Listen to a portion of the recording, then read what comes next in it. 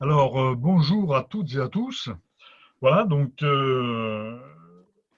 ces auditions sont proposées dans le cadre de la commission d'enquête de la France Insoumise sur la crise du Covid-19, ses tenants, ses aboutissants et comment, dans chaque secteur d'activité, elle est ressentie et quelles sont les propositions pour le monde d'après qui ne devrait, suivant nos propositions, les nôtres, pas être pire que celui d'avant.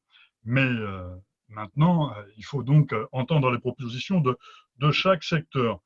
La thématique de cette audition, ce sont les intermittents du spectacle, les festivals et les actions culturelles, donc du cinéma, de la musique, du théâtre et autres. Pourquoi? Parce que l'annulation des festivals jusqu'à mi-juillet par le président Emmanuel Macron inquiète énormément dans tout le secteur. La période estivale, c'est la période d'activité forte de la plupart des festivals. Donc, les annulations vont avoir des conséquences désastreuses sur les trésoreries de chaque structure, qu'elle soit associative ou non. Alors, à l'annulation des festivals s'ajoute l'annulation de nombreuses pièces de théâtre, bien sûr, de sorties de films, d'annulation de concerts. Alors, ça va avoir énormément de conséquences sur le travail des intermittents du spectacle, qui ont un régime donc particulier et qui doivent justifier de 507 heures de travail en 12 mois pour pouvoir être éligibles aux annexes de l'UNEDIC ou 43 cachets. Le but de l'audition, donc, c'est d'évoquer les problématiques autour des intermittents et des festivals, en sachant que la situation évolue de jour en jour. Franck Riester a annoncé hier sur France Inter que certains petits festivals pourraient se tenir. On va en parler. Et ce matin, il a encore fait des annonces, mais beaucoup quand même pour dire qu'il ne savait pas. Donc, les trois personnes qui ont répondu présent pour cette audition et je les en remercie. Ce sont Caroline Galmo, qui est directrice du festival Mima, festival de marionnettes en Ariège, Denis Gravouille, qui est le secrétaire général de la CGT Spectacle, et Christian Benedetti, qui est acteur, metteur en scène et directeur du théâtre studio d'Alfortville. Bonjour à vous trois. Le but de l'audition, ça va être de vous écouter, bien entendu. Dans un premier temps, peut-être de dresser un état des lieux de votre secteur, de se renseigner de quelle manière vous gérez l'instant, la crise, et évoquer avec vous l'après-crise. Alors, je vais donner la parole pour commencer notamment sur un état des lieux et on va tourner, la parole circulera. Je vais commencer par Caroline Galmo, qui est directrice du festival Mima, si elle veut s'exprimer sur l'état des lieux actuel. Alors, je ne vais pas faire un état des lieux général quand même du secteur, ça serait un peu prétentieux de ma part, hein. Je vais parler au nom, en tout cas, de l'association Philanthrope. Donc, pour vous présenter un petit peu, nous, on est un festival qui se situe dans une ville de 3000 habitants et sur un territoire de 11 000, on va dire, un territoire de proximité de 11 000, mais qui pour autant accueille jusqu'à 34 000 visiteurs sur 4 jours de festival. Voilà, les dates de cette année, ce sera entre le 6 et le 9 août, a priori. Donc voilà, donc là où on en est, c'est qu'effectivement, on est dans l'attente. Hein, évidemment, on ne sait pas ce qui nous attend. On commence à être un peu impatient parce qu'on est complètement bloqué et cette attente nous handicape pour construire, pour finaliser la conception du festival. Là, on devrait être normalement sur des problématiques de communication, de dossiers de presse, donc de rendre visible tout le travail de programmation et tout notre projet artistique. Pour l'instant, j'ai mis en arrêt ce travail-là, dans le sens où je ne vais pas communiquer sur un événement qui risque de ne pas avoir lieu, ou alors qui sera dénaturé, ou qui risque d'être différent. Donc voilà, et cet arrêt sur image, en fait, on est suspendu, mais pour autant, le temps continue à filer. Donc cette attente empêche de poursuivre la construction du festival et m'empêche de poursuivre aussi la saison, puisqu'on est un festival, mais on agit aussi tout au long de l'année en partenariat avec d'autres théâtres et puis sur le territoire. Donc, ce que je peux projeter dans l'idée d'une annulation, c'est éventuellement un report de certains spectacles sur la saison. Donc ça m'empêche de le construire. Donc voilà, on est dans une. Donc je pense qu'on a encore que quelques jours. Enfin, j'étais en contact avec la DRAC, donc pour autant, on est quand même très en lien avec la DRAC et je trouve que les conseillers font leur travail, en tout cas en Occitanie, sur la relation et sur le maintien, en tout cas, du dialogue. Donc notre conseillère devrait, normalement, elle m'a dit fin de semaine. Bon, là, il est vendredi. 17h, je pense que c'est un peu râpé, mais mettons début de semaine prochaine, elle devra en savoir plus sur les festivals début août. Après, sur les propos de Franck Riester, j'avoue être un peu perplexe, car ce manque de clarté, ce flou général, en fait, j'ai l'impression qu'il met un peu toutes les structures et tous les festivals dans le même panier, ou alors il voit deux types de festivals, les très gros et les très petits, mais il y a toute une diversité de festivals et il y a autant de tailles de festivals qu'il existe d'associations. Donc je ne comprends pas en fait quand il dit les petits festivals auront éventuellement le droit d'exercer à partir du 11 mai et en détaillant un petit peu ce qu'il appelle petit festival en milieu rural, c'est une petite scène avec 50 spectateurs distanciés d'un mètre des uns des autres, masqués en ayant eu un coup de gel sur les mains avant. Évidemment, nous, on se reconnaît pas dans cette description-là. On peut avoir des jauges de 50 personnes, mais aussi, on a des jauges aussi de 300, et puis on a toute une ville en fait qui est impliquée et tout un territoire qui est impliqué dans le festival. Et c'est des milliers de personnes qui viennent, même si certains lieux, parce qu'on est évidemment un festival, c'est plusieurs lieux, et un festival, c'est aussi la fête. Donc pour moi, si on doit dénaturer cet esprit festif, de convivialité, d'échange, puisque le propre de nos métiers, c'est quand même de rassembler. Or là, tout est fait pour empêcher ce rassemblement. Donc, il y a comme un clivage en fait entre nos métiers et les politiques actuelles. Donc, je trouve qu'il y a un manque de sincérité. On est suffisamment grand, adulte et responsable pour, si on nous disait clairement les choses, pour en prendre les mesures.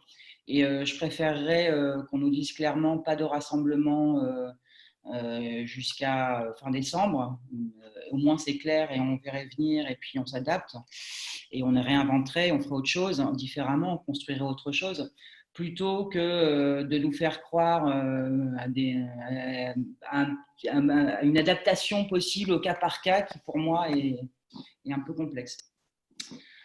Voilà, dire que donc le festival est à 60% en autofinancement. Donc pour nous, nos recettes propres sont hyper importantes, la billetterie, la buvette, mais aussi toutes les aides locales, des entreprises, les soutiens en industrie, les petits déj fournis par le cafetier, le bois, le tissu, la peinture par les entreprises du coin pour la scénographie. Donc il y a plein de petits mécénats en indirect, en industrie ou en numéraire qui ne pourront pas être possibles dans le cas où le festival pourrait être maintenu. Je me vois mal demander aux entreprises qui subissent le Covid depuis 4 mois, ça fera 4 mois au mois d'août, de leur demander de continuer à nous soutenir au niveau financier. Donc si en cas de maintien ou de non-annulation officielle, moi je me pose la question d'être en capacité en fait de faire le festival au vu d'une baisse de mécènes, de soutien et avec un risque potentiel de baisse de fréquentation. On ne sait pas, enfin c'est compliqué d'anticiper, d'analyser le comportement au mois d'août, mais il est possible que des peurs persistent, subsistent et que les grands-mères amèneront plus difficilement leurs petits-enfants au spectacle ou des personnes plus âgées. En plus, on est dans une ville quand même à majorité avec beaucoup de personnes âgées. Donc, je me pose la question aussi de l'accueil du festival dans cette situation-là au sein de la municipalité. Après, pour la ville, le festival a un impact économique hyper important. Donc, c'est sûr que c'est un peu double peine pour Mirepoix. C'est-à-dire qu'à la fois, là, il y a zéro activité. C'est une ville touristique à la base, donc il n'y aura pas de touristes. Et en même temps, s'il n'y a pas de festival, normalement, pendant le festival permet, sur les 4 jours de festival, permet à peu près 4 mois de chiffre d'affaires. C'est des retombées économiques qui sont vraiment énormes au vu de la taille de la ville. Donc, s'il n'y a pas de festival, ça peut être un peu la double peine pour Mirepoix.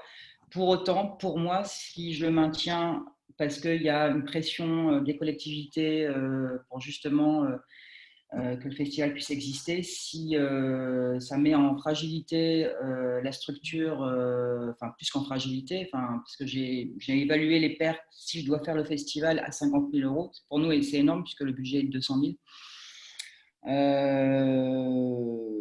Je me verrais dans l'obligation d'annuler de mon propre fait et non pas via une directive gouvernementale. Et dans ce cas-là, je ne sais pas quelles aides je pourrais avoir. Est-ce que les subventions seront quand même maintenues ou pas? Voilà, donc c'est un peu compliqué. Si j'annule dans un cadre légal, a priori, il y a certaines subventions qui sont maintenues, celles de l'État et celles de la région. Après, on est vraiment sur les petites subventions. L'État, c'est 15 000 euros. La région, c'est 28. Par contre, au niveau des collectivités locales, pour l'instant, à Mirepoix, c'est un peu pas de bras, pas de chocolat, pas d'événements, pas de subventions. Alors qu'on est donc une structure qui embauche, on est 4 salariés toute l'année. Et après, on a une vingtaine d'intermittents techniques, scénographes. Et dans la perspective d'une annulation, moi, je souhaite maintenir évidemment les salaires de chacun, ceux qui étaient engagés, pas forcément encore sous contrat, mais en tout cas pressentis, parce que c'est des personnes qui sont fidèles depuis des années, qui soutiennent. Et puis permettre le paiement aussi des sessions pour les artistes. Mais si toutes les subventions ne sont pas maintenues, voilà, ça risque d'être un peu compliqué. Donc, je vais faire appel aux aides exceptionnelles de la région.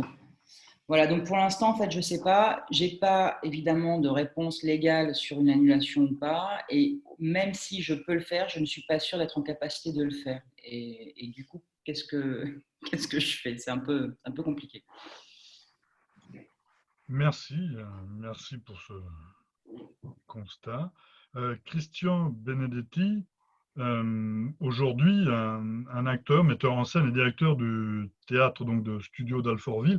Aujourd'hui, ça fait quoi aujourd'hui dans la période de confinement, un directeur de théâtre notamment?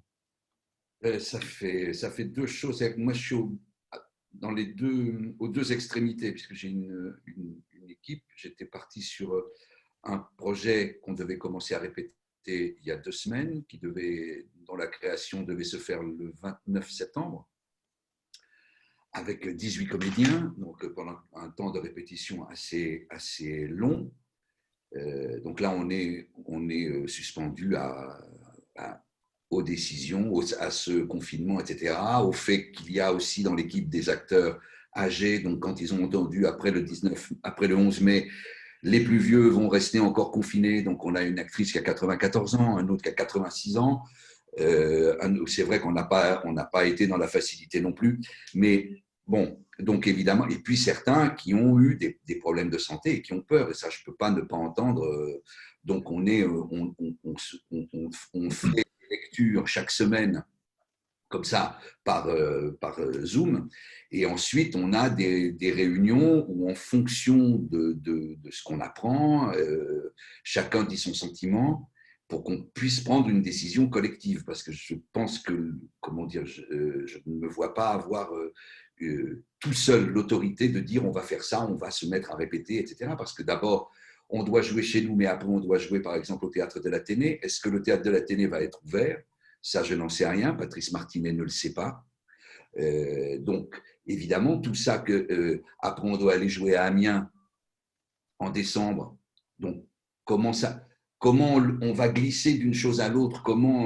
Donc, ça, voilà, ça, c'est très compliqué. Plus les équipes qui sont programmées la saison prochaine au Théâtre Studio, et où effectivement il y a un jeu de glissement, mais on risque d'arriver à une thrombose parce je ne peux pas repousser des choses parce que ça va faire juste une poche.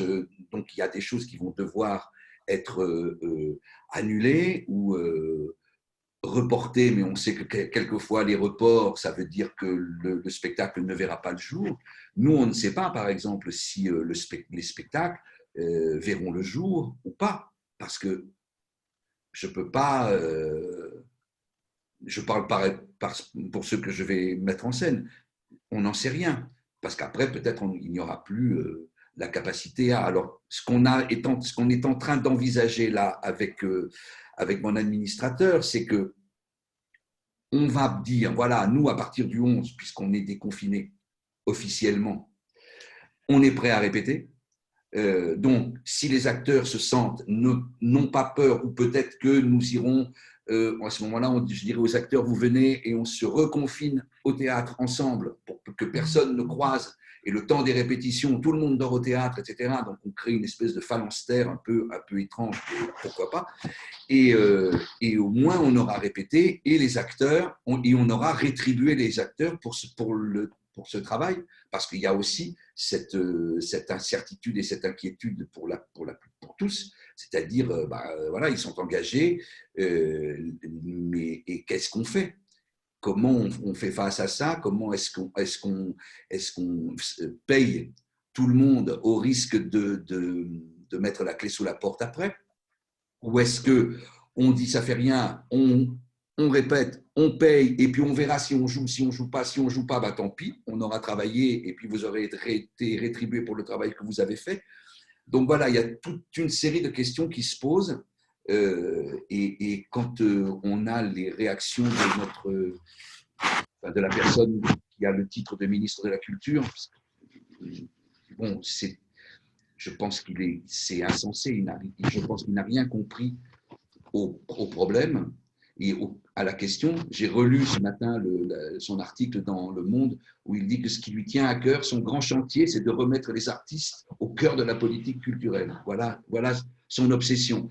Et pour les remettre au cœur de la politique culturelle, il faudrait qu'ils s'occupent sérieusement de l'intermittence. Il y a quelqu'un qui s'appelle Samuel Churin qui fait partie de la coordination des intermittents, qui porte un message fort et clair, qui dit qu'en urgence, et donc ça, Samuel est un ami et je me suis engagé à le relayer, il dit qu'en urgence, il faut mettre en place un fonds transitoire sur au moins 2 ans qui couvre tous ceux qui ne renouvellent pas, et parce que l'année va être blanche pour la plupart des intermittents, et tout ça pour les artistes techniciens du spectacle vivant, du cinéma et de l'audiovisuel.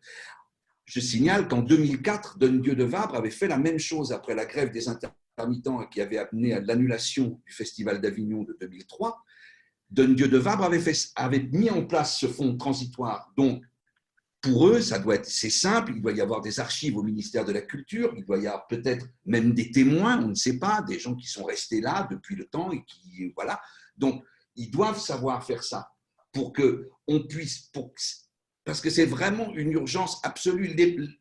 Reculer les dates, tout ça, c'est du micmac, etc. C'est très compliqué. Si on fait ce front transitoire, ça devient très simple. Voilà, tout le monde y va et ensuite, on lance une réflexion sur effectivement de réinventer comme il propose, et ça je trouve que c'est vraiment essentiel, c'est des droits attachés à la personne qui sont déconnectés de l'emploi, et c'est-à-dire effectivement reprendre ce qu'avait fait Croizat pour la sécurité sociale et le faire pour les intermittents. C'est des salaires qui sont mis en place pour la santé, et bien là, ça sera des salaires qui sont mis en place pour la culture, enfin pour les artistes en tout cas, mais pas une chose n'importe comment, parce que sinon ça supprime toutes les aides, mais c'est la coordination des intermittents et des précaires propose ça depuis des années. Donc il faudrait effectivement une couverture généralisée, sans condition, par l'assurance chômage. Voilà, ça je crois que c'est une chose importante qui sauverait et qui sortirait de l'incertitude beaucoup de compagnies, beaucoup d'équipes, parce que ça permettrait de voir, de pouvoir… Parce que je pense que ce qui va se passer avec ce déconfinement, je pense que Jean Varela, quand il est intervenu sur France Inter, je crois, il a raison. Il va falloir un moment de silence. Il va falloir qu'on se pose. On ne peut pas tout à coup se relancer à faire des spectacles comme ça, comme si rien ne s'était passé. On va avoir besoin de se retrouver, de réfléchir. Ensuite, on retournera dans les théâtres, parce que je pense qu'on aura besoin de fictionnaliser ce qui s'est passé et de nous le raconter. En espérant que tous les spectacles ne soient pas des chambres de réanimation avec des médecins et des vidéos de rues vides, parce que là, on va se flinguer. Mais comme je te disais, Michel, c'est les consignes, les gestes barrières, on dit par exemple arrêtez les embrassades. OK, mais qui va nous dire de nous réembrasser? Personne. C'est-à-dire que c'est nous qui allons prendre ce risque-là, que ça soit dans les répétitions, que ça soit dans la vie, et tout à coup, embrasser quelqu'un va être un véritable engagement. Est-ce que nous sommes en capacité, est-ce que nous sommes d'accord de nous rapprocher de l'autre dans cette intimité et de prendre ce risque-là? Là, ça devient une chose qui est intéressante, mais pour ça, il faut que tout le monde ait la capacité de tranquillité, de vie, pour pouvoir réfléchir à ça et imaginer un demain. Pas être obligé de finalement reproduire la même chose. On croit un peu mieux, mais en fait, ça va être encore en plus mal parce qu'il faudra survivre. Alors, merci Christian. Donc, tu as même été sur la perspective. C'était des questions que j'aurais posées après. Mais voilà, c'est dit. Donc, on le redira de toute manière. Maintenant, pour revenir à ce qui a été dit, effectivement, c'est assez flou. Le 11 mai, reprise des petits festivals. Alors, qu'est-ce que c'est qu'un petit festival? Et surtout, ça crée responsabilité quand même. Ça pose un gros problème de responsabilité pour vous, directeur de festival, directeur de théâtre et autres événements. C'est-à-dire que, comme vous allez faire sur scène, vous allez jouer avec des masques. Le lac des Cygnes en tutu et en masque. Je ne sais pas. En tout cas, qu'est-ce qu'il faudrait prévoir? Est-ce que vous avez reçu des protocoles ou des choses comme ça? À ma connaissance, personne n'a reçu effectivement de consignes, de protocoles ou de choses comme ça. Et maintenant, on va venir sur le problème de l'intermittence elle-même. C'est que là, il a été décidé, donc la neutralisation, et là je vais m'adresser à Denis Gravouille, la neutralisation de la période. Bon, soit, ça veut dire que ceux qui ont des droits ont les droits prolongés. C'est une bonne chose, soit. Mais ceux qui avaient besoin des 507 heures et des 43 cachés, eux ont un réel problème. Parce que qu'est-ce qui va se passer jusqu'à leur date anniversaire? Est-ce qu'on va reculer les dates anniversaires? Concrètement, qu'est-ce que ça veut dire? Et donc là, on a un réel problème. Est-ce que Denis Gravouille peut nous en dire plus? Oui, bonjour à ceux qui vont nous écouter et à vous tous. Mais j'aurais juste dire un mot sur le constat, puisqu'on a eu deux expériences avec Caroline et Christian. Mais juste, il faut dire que le secteur, il est à l'arrêt total. Le constat, il va très vite. À part quelques entreprises de l'audiovisuel qui font une activité minimum, et il n'y a pas de tournage, il y a quasiment rien.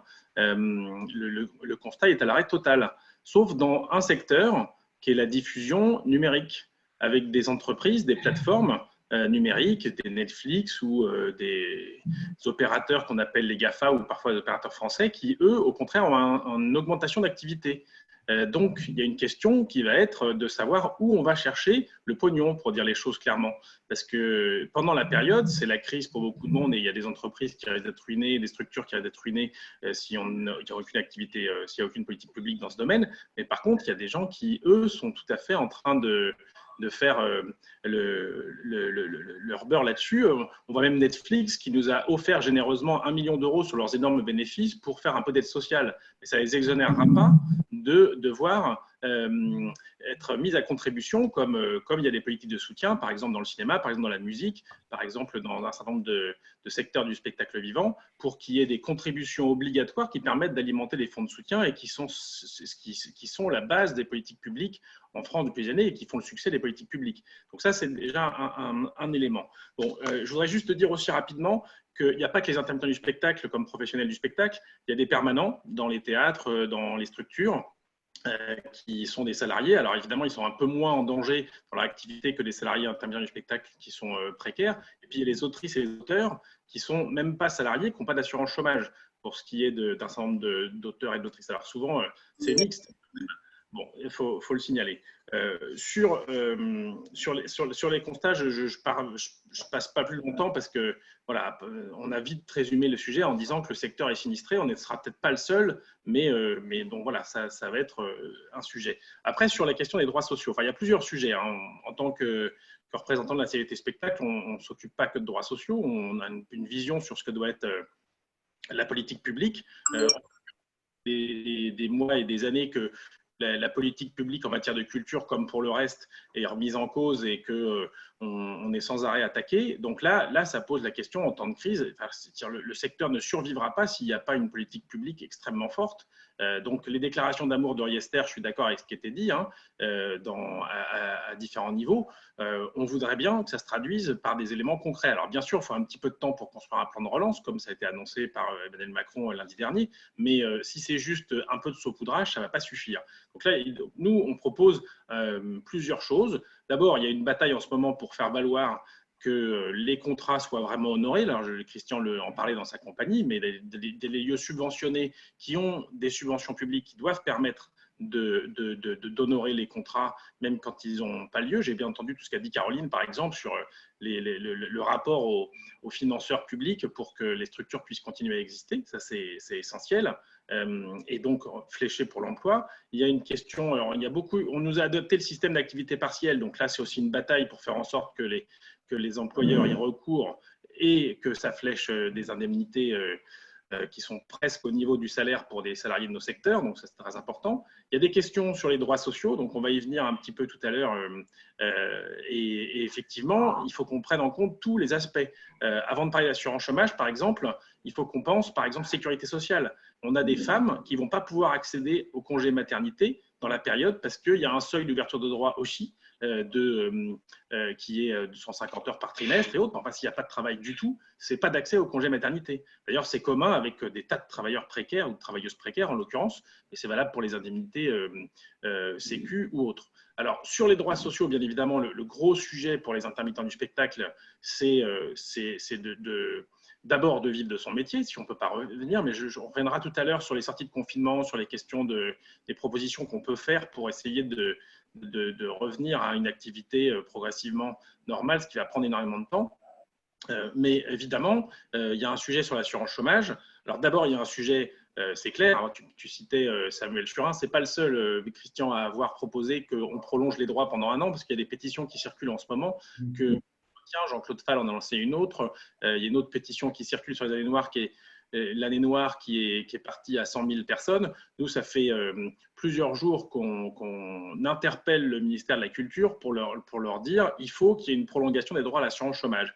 Je fais juste une précision très importante par rapport à ce que tu as dit, et je ne pense pas que Samuel l'ait dit comme ça non plus, c'est qu'il faut qu'on fasse attention à ce qu'on reste dans l'assurance chômage. Parce que d'abord, on parle de la culture ici, mais il y a des millions de travailleurs précaires qui vont avoir besoin d'un droit à l'assurance chômage. Et les réformes de l'assurance chômage qui sont menées par le gouvernement, qui ont durci l'accès au droit et qui devaient encore le durcir au 1er avril, ils n'ont fait que le reporter au 1er septembre, c'est un pur scandale.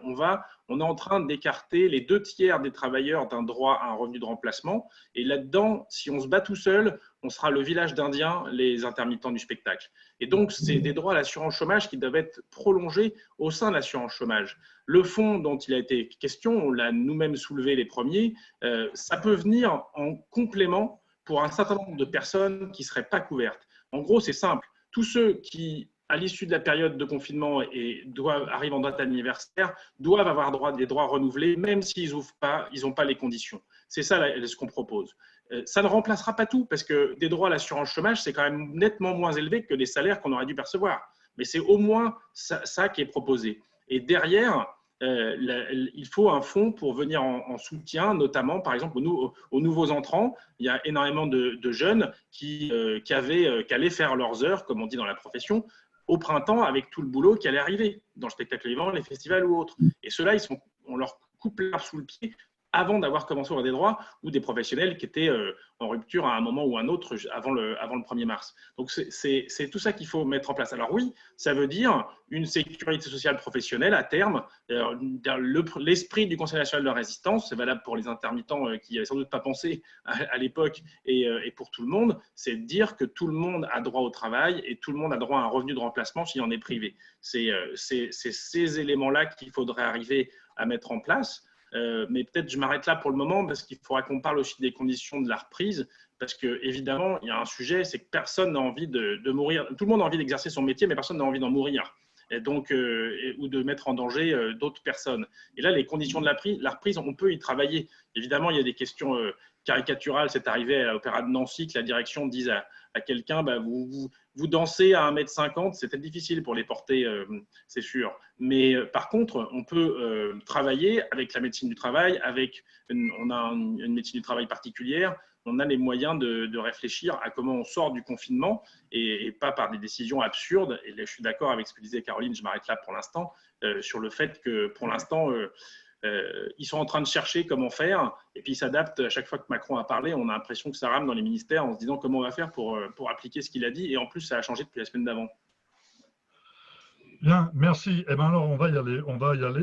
C'est-à-dire comment on fait pour sortir de ce confinement. Caroline, moi j'ai bien compris, on a tous bien compris la problématique qui va se poser.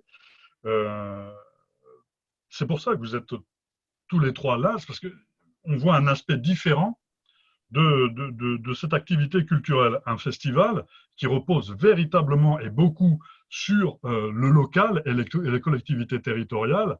Un théâtre qui est en région parisienne, qui dispose d'une population qui lui permet d'avoir des jauges suffisantes, ce qui est moins le cas pour Mima, qui a sa jauge par rapport à sa notoriété. Et puis, dans tout ça, avec Denis, la problématique des intermittents. Alors, ce déconfinement, comment on va faire pour Caroline, qui a son festival au mois d'août? Nous avons déjà discuté avec des structures qui nous disent, nous, on est très, très embêtés parce que, en gros, plus de la moitié ont annulé les festivals au mois d'août. Parce qu'ils se disent, on est en train, là, en ce moment, de préparer des choses et on est complètement dans l'expectative. On ne sait pas si on va faire au mois d'août. Et donc, on est en train, finalement, d'engager encore des frais pour nous dire peut-être au mois d'août, stop. Et donc, j'aimerais savoir comment on pourra assurer cette zone tampon. Et puis derrière, il va y avoir l'embouteillage au niveau des programmations, et puis même en région parisienne, l'embouteillage au niveau des structures, des salles, des artistes. Vont-ils être disponibles? Et puis même des intermittents. Les intermittents, s'il y a des décalages de programmation, on va avoir des programmations, les intermittents notamment seraient engagés en même temps. Donc il y a toute ce tampon pour revenir à la normale bien plus tard. Bien sûr, à mon avis, on reviendra dans la normale l'année prochaine et encore. Et donc, comment on peut faire pour assurer cet après, notamment pour Caroline, son festival? Toi, Caroline, tu as décidé de continuer à faire comme s'il pourrait peut-être, j'espère qu'il aura lieu, comme s'il aurait lieu. En fait, là, aujourd'hui, je suis dans un autre état d'esprit qu'hier.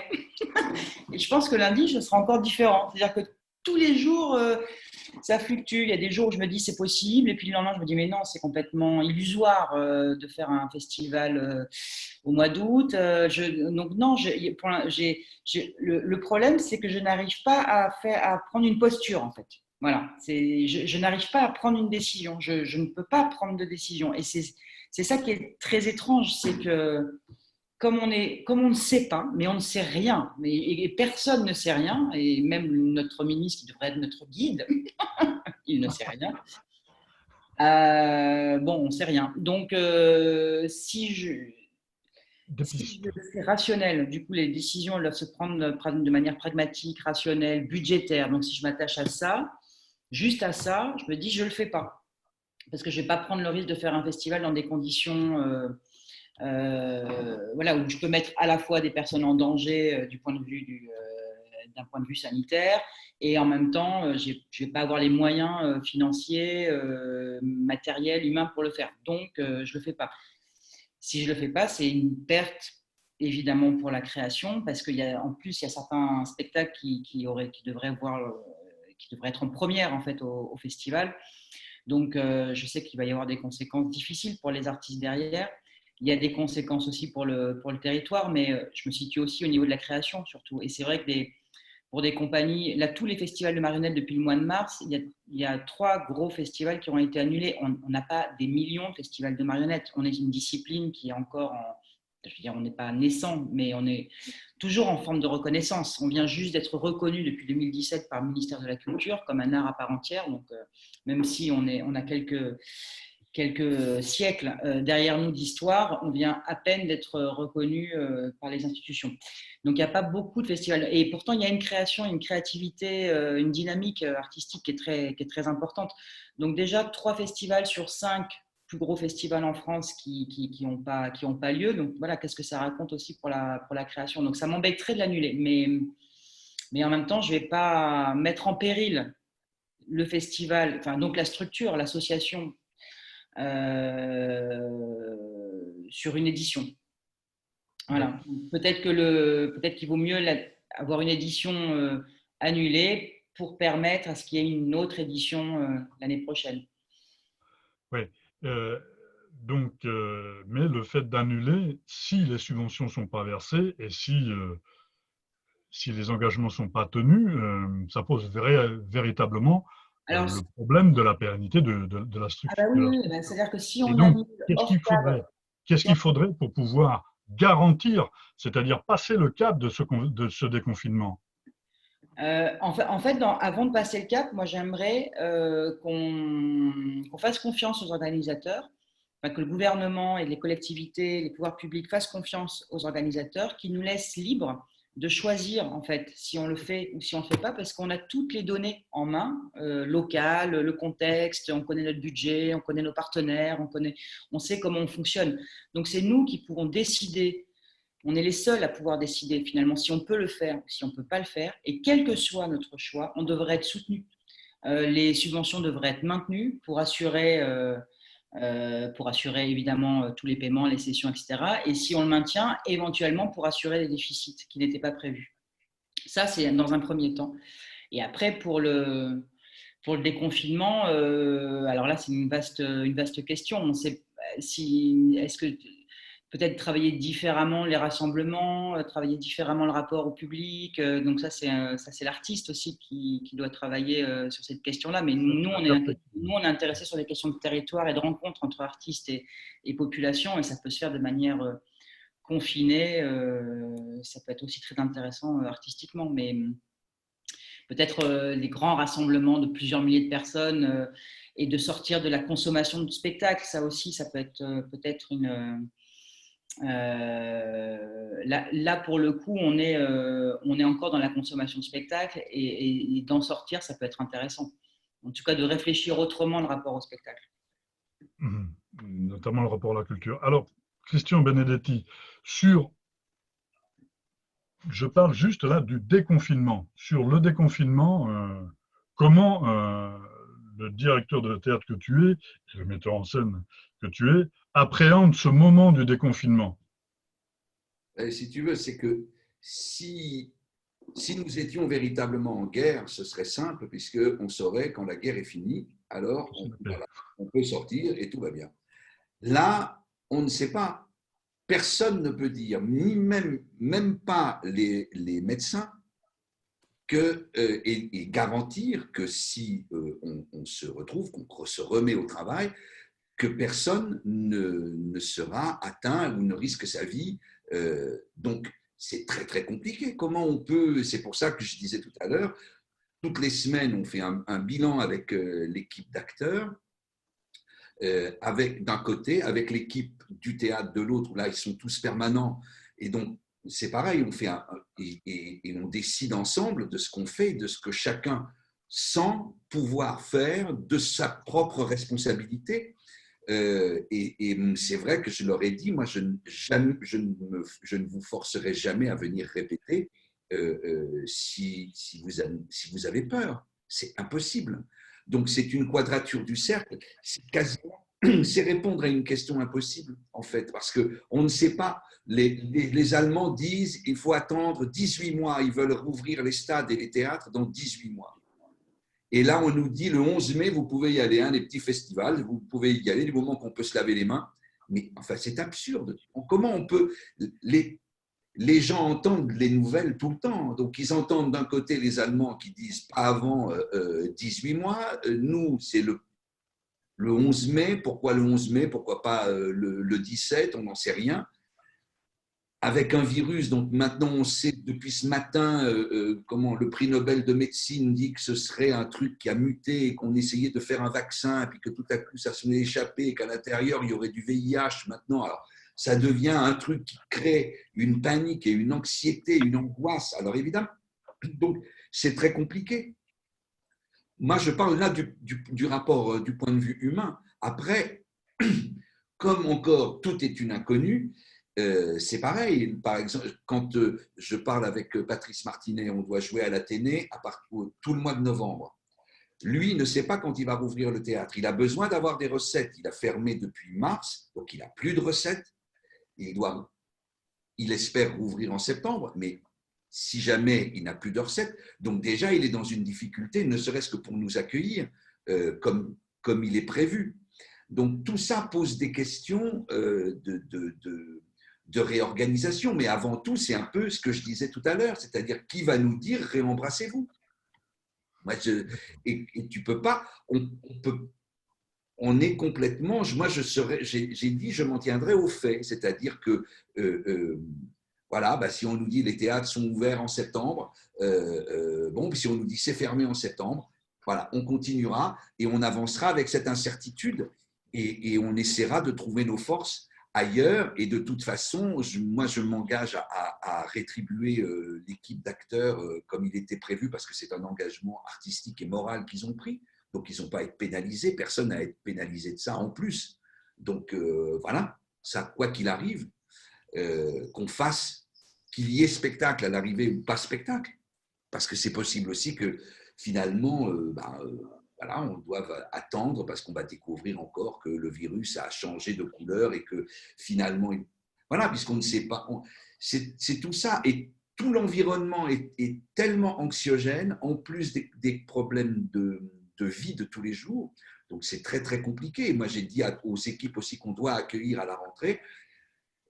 Écoutez, moi, je ne mets pas en danger la vie de mes techniciens, par exemple, ni les personnes qui travaillent aux relations publiques, ni la billetterie, ni le bar, etc.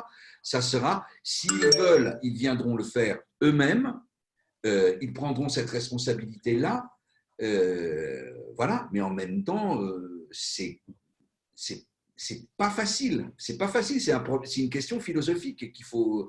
C'est très profond quand même D'accord. événement. Denis Gravouille, après je te redonne la parole, Caroline. Les conditions, alors maintenant on parle du déconfinement, les conditions de reprise du déconfinement, de reprise d'activité, est-ce que vous avez envisagé quelque chose là-dessus?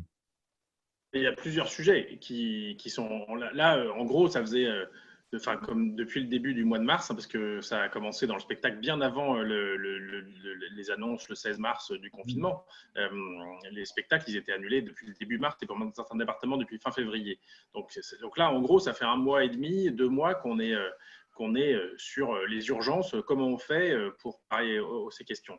Il y a une deuxième étape là qui est très très proche, c'est que pour l'instant on a des informations qui sont où on a sauvé un peu les droits, et je dis sauvé avec des guillemets, jusqu'au 31 mai. Bon, le 31 mai c'est après-demain.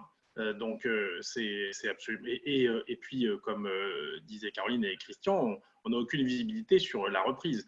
Donc en gros, il faut 3 choses, quoi. C'est que le ministre, bon, on peut admettre qu'il y ait un temps de répartis. Je ne parle pas du fait qu'on puisse admettre le fait que le gouvernement n'ait rien vu venir sur le coronavirus. Ça, c'est un sujet général.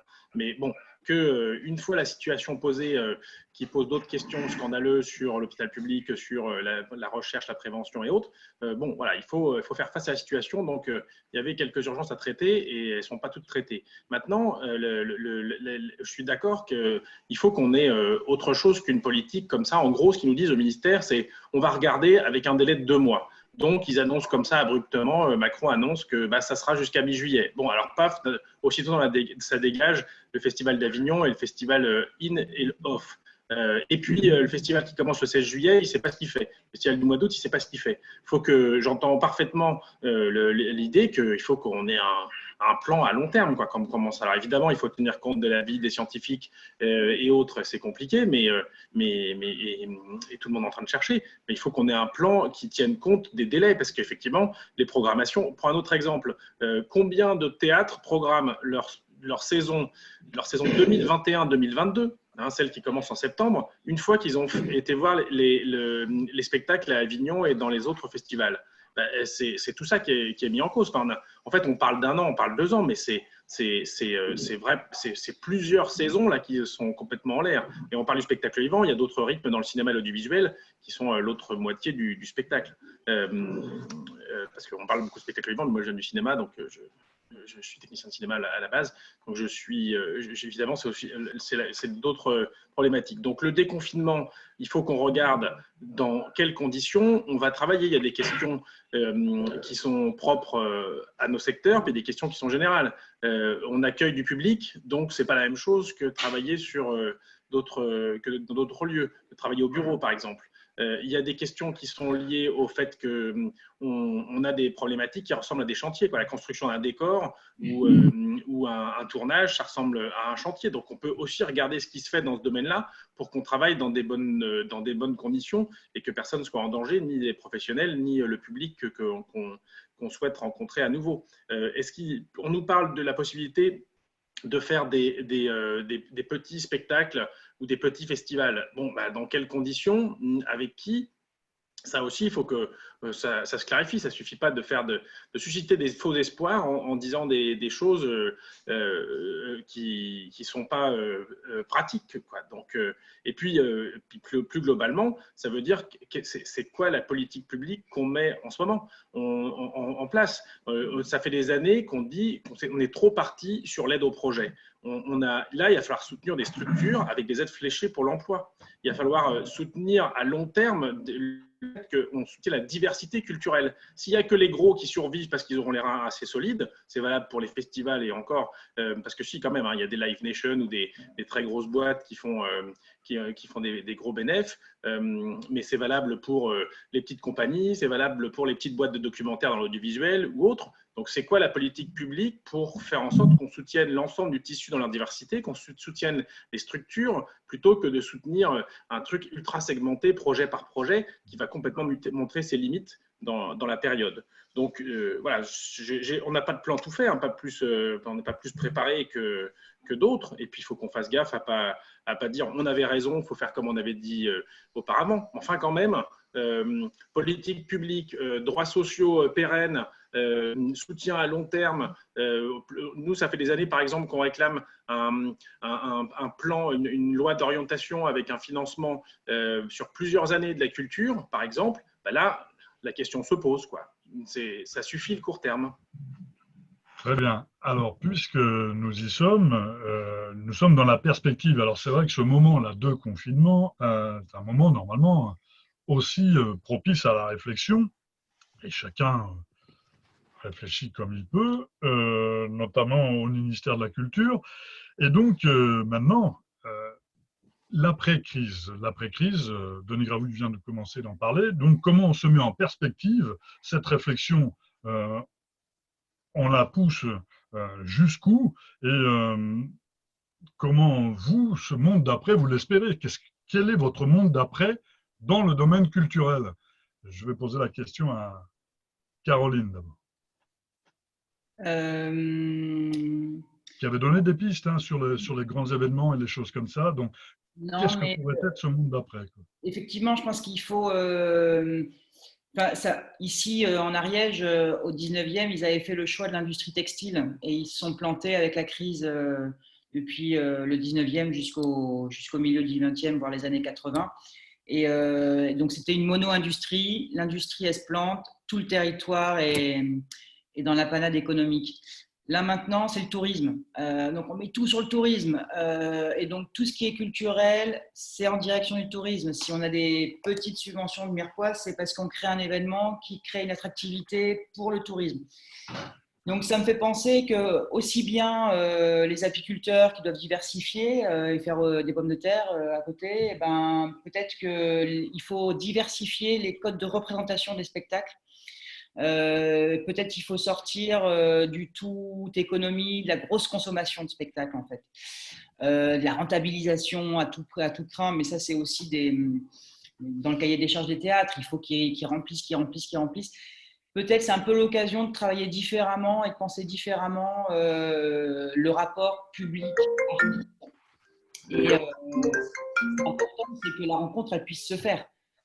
Qu'on soit 500 ou 2, ce qui est important, c'est peut-être travailler un peu différemment. Peut-être que ces gros temps événementiels, festivals, alors, je ne sais pas si ça va être la fin, mais allons-y, disons.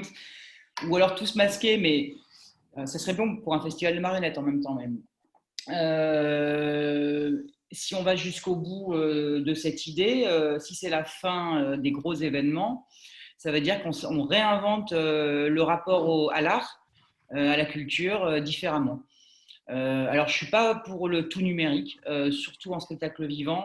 Justement, nous, on défend une rencontre humaine, physique, et il faut absolument qu'elle perdure. Mais peut-être qu'il est temps de la penser, pas forcément dans une idée de grosse consommation et de masse, en fait, mais plutôt à l'échelle plus humaine. Et donc de détacher un peu le côté rentabilité économique de la partie création. Ok, merci. Christian Benedetti sur cette perspective, sur ce monde d'après. Tout le monde parle du monde d'après, mais notamment certains parlent du monde d'après qui sera pire que celui d'avant. Donc le monde d'après, pour Christian Benedetti, c'est dans la culture, dans son théâtre et dans le théâtre en général et plus. Qu'est-ce que c'est? Je pense qu'il faut remettre ou voire mettre la politique au centre d'une pensée pour les arts et la culture, parce que, comme disait Radit, l'effondrement du politique a entraîné l'effondrement du poétique. C'est-à-dire qu'il n'y a pas de politique, il n'y a pas de pensée. Donc nous, on est face à une chose molle, donc on fait du théâtre mou. Voilà. Donc il faut réenvisager ça, il faut questionner, il faut repenser le festival. Quand je dis le festival d'Avignon, effectivement, moi je souhaiterais le supprimer, mais bon, après on peut discuter 20 ans là-dessus, etc. Je pense que c'est dire qu'il y a une vitrine et puis avec des produits manufacturés qui vont partout, et puis en face il y a le off, qui sont une espèce de palais de la schizophrénie avec des spectacles vivants qui n'espèrent que de pouvoir rentrer dans la vitrine. Donc on a une vitrine surchargée et puis des gens qui tapent à la porte comme ça pour pouvoir espérer rentrer. Tout ça devient absurde, ça coûte un fric fou aux compagnies qui s'endettent pour y aller, y compris dans le IN d'ailleurs. Il ne faut pas non plus rêver, tu mets du temps à te remettre d'être allé au festival. Je pense qu'il faut interpeller le ministère et le ministre pour lui poser la question de l'autorité. De l'autorité, mais au sens étymologique, c'est-à-dire il y a auctoritas. Auctoritas, c'est faire grandir, faire accroître, faire pousser. Donc, il doit avoir, lui, cette autorité pour faire grandir. Ça a donné le mot auteur. C'est de là d'où ça vient, le mot auteur. Qui a cette capacité à faire grandir les gens à qui il s'adresse. Donc, pour l'instant, le ministère n'a aucune autorité. Le ministre, bon, ça c'est la blague du jour, la blague c'est le ministre de la Culture. Voilà, bon, la blague est finie. Donc, rien que ça devrait faire réfléchir le ministère. Il faut repenser, il faut arrêter de subventionner de façon, comment dire, la façon dont les choses sont subventionnées crée une espèce ça crée une équipe de fonctionnaires, comme dire les directeurs de scène nationale, etc. Tout ça, on parle comment dire, le mot partenaire est quasiment jamais employé. C'est des choses comme ça. C'est un peu, voilà, on discute beaucoup. Il y a beaucoup de blabla, comme en politique. Mais ça, en fait, ça ne change rien. C'est-à-dire qu'on voit que, par exemple, le directeur de l'Odéon, il passe directeur d'Avignon, ça ne change rien. Rien ne bouge. C'est juste comme ça. Hop, voilà. Mais ça devrait créer des mouvements, ça devrait créer des choses. Non, rien. Rien du tout. Donc, moi, c'est ça qui me frappe. Je pense qu'on est dans la position aujourd'hui du tableau de Paul Klee, de Angelus Novus. Tu sais, Walter Benjamin a écrit un texte. Il a écrit un texte là-dessus parce qu'il avait acquis le tableau. Et tu as l'ange qui est comme ça, avec les ailes qui est projeté en arrière. Il y a une tempête, il ne peut pas refermer ses ailes. Et donc, il est projeté vers le futur en étant dans l'incapacité de se retourner et en faisant face au présent et au passé qui est couvert de ruines. Eh ben, on est dans cette posture-là. On ne peut pas pour l'instant se retourner parce que la tempête est telle là. Il faut qu'on ait la force de se retourner et il faut créer des espaces, des foyers pour l'imagination. C'est ce que disait Heiner Müller. Il disait qu'il n'y a rien de plus politique et de plus dérangeant que de créer des foyers pour l'imagination. C'est ça qu'il faut faire. C'est ça que le ministère doit accompagner et pas comme là, on voit bien dans les annonces, là, j'ai lu encore dans Le Monde, ils demandent il y a 5 à 7 millions qui sont gérés par l'Association pour le soutien du théâtre privé. C'est-à-dire, c'est très bien de s'occuper de ça, mais comment dire, il est ministre d'un service public. Donc, il faut arrêter cette schizophrénie-là. Donc, c'est ça, c'est le questionner sur son autorité, se mettre ensemble et repenser la chose. Parce qu'il y a tout un avenir qui est devant nous, mais il faut repenser l'impensé. Pas l'impensable, mais l'impensé jusqu'à présent. Voilà. Merci. Denis Gravouille, sur la perspective, sur ce monde d'après, notamment en termes sociaux, sur l'action sociale dans la culture. Voilà, le micro est activé.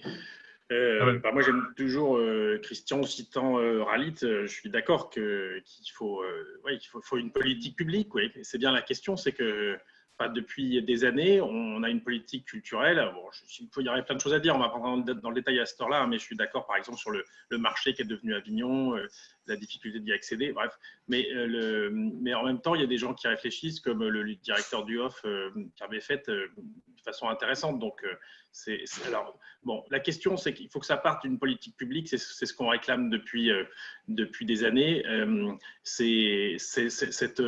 On a raté le coche avec une loi d'orientation et de programmation pour la culture. Il y a eu une loi simple sous Hollande et qui s'accompagnait en même temps d'une baisse des budgets. Donc, c'était absolument le contraire de ce qu'il fallait faire, même s'il y avait quelques points d'appui dans cette loi.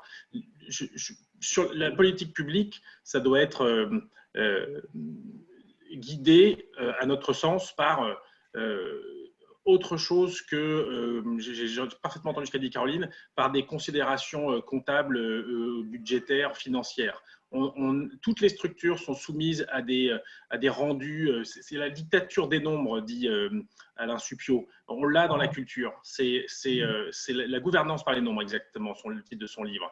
Et c'est appliqué à toute la politique publique, c'est appliqué à l'hôpital, c'est appliqué à la culture. Il faut qu'on montre qu'on a rempli les objectifs en permanence. Et les objectifs à court terme, toujours. Alors que la question qui est… D'ailleurs, la crise du coronavirus montre que le court terme nous a amenés dans le mur. Des gens avaient prévu la pandémie il y a 10-15 ans, il y avait des établissements publics qui le permettaient. Je pense qu'à notre échelle, dans le point de vue culturel, il faut qu'on pense sur du long terme et pas sur du saupoudrage, la segmentation projet par projet. Mais c'est quoi la politique publique? C'est quoi la diversité? C'est quoi le fait que tout le monde ait accès à la culture, quelle que soit son origine, qu'on vienne d'un quartier populaire, d'un milieu rural? Est-ce qu'on est obligé d'aller tout ça à Avignon? d'Avignon, mais est-ce qu'il n'y a pas d'autres formes à trouver? Moi, je ne suis pas pour la fin du Festival d'Avignon, mais par contre, je suis pour que ce soit forcément un passage obligé, par exemple. Donc, c'est toutes ces questions-là qui doivent se mettre en place.